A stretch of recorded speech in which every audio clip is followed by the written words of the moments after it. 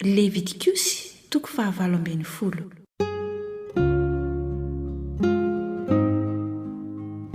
Lalàna ny amin'ny hanamasinana ny fanambadiana.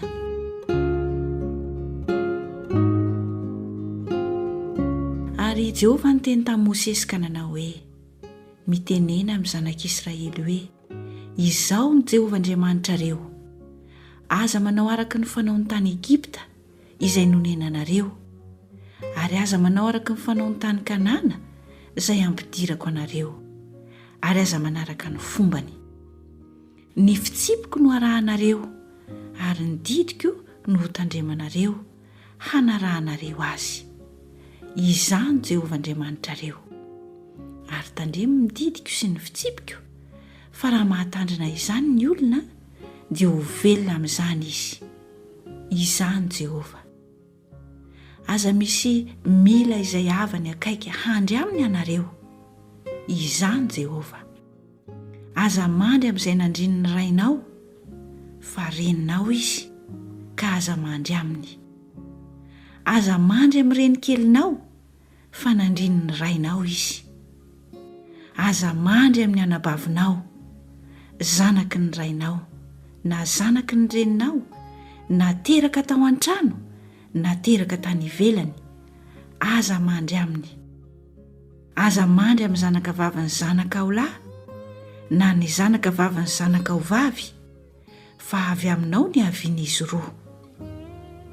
Aza mandry amin'ny zanakavavin'ny renikelinao, na izay teraky ny rainao, fa anabavinao izy, aza mandry aminy. Aza mandry amin'ny anabavin-drainao, fa havan-drainao akaiky izy.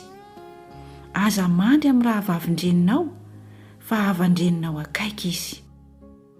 Aza mandry amin'izay nandrin'ny rahalahin-drainao. Aza mila ny vadiny, fa vadiny rahalahin-drainao izy. Aza mandry amin'ny vinanto vavinao, fa vadiny zanaka ho lahy izy, koa aza mandry aminy. Aza mandry amin'ny vadiny rahalahinao, fa nandrin'ny rahalahinao izy. Aza mandry amin'ny vehivavy sy ny zanany vavy. Aza maka ny zanaka vavin'ny zanany lahy, na ny zanaka vavin'ny zanany vavy handry aminy. Havany akaiky ireo, fa fahavetavetana izany. Ary aza mampakatra vehivavy ho rafiny raha vaviny izay mbola velona.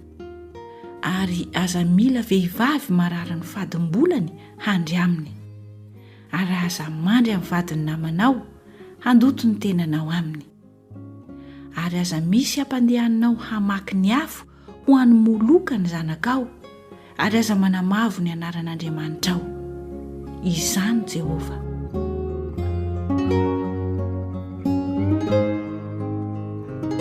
Aza mandry amin'ny lehilahy tahaka ny fandry amin'ny vehivavy, fa fahavetavetana izany. Ary aza mandry amin'ny biby handoto ny tenanao aminy. Ary aoka tsy hisy vehivavy hety handrin'ny biby, fa zavatra fady indrindra izany. Aza mandoto ny tenanareo amin'izany zavatra izany akory, fa izany rehetra izany no nandoton'ny jentilisan'ny tenany, izay efa horoahako eo anoloanareo. Ary efa maloto ny tany, ka dia hamaly azy aho noho ny elony, ary alohan'ny tany ny ponina eo. Fa mitandrema ny didiko sy ny fitsipika ianareo, ka aza misy ataonareo izany fahavetavetana izany, na ny tompon-tany, na ny vahiny ao aminareo. Fa izany fahavetavetana rehetra izany no nataon'ny tompon-tany izay talohanareo, ka dia naloto ny tany, mba tsy handotonareo ny tany, ka tsy handohavany anareo tahaka ny nandohavany firenena izay talohanareo. Fa izay rehetra manao izany fahavetavetana izany, na dia iray aza, dia ho fongorana tsy ho amin'ny fireneny.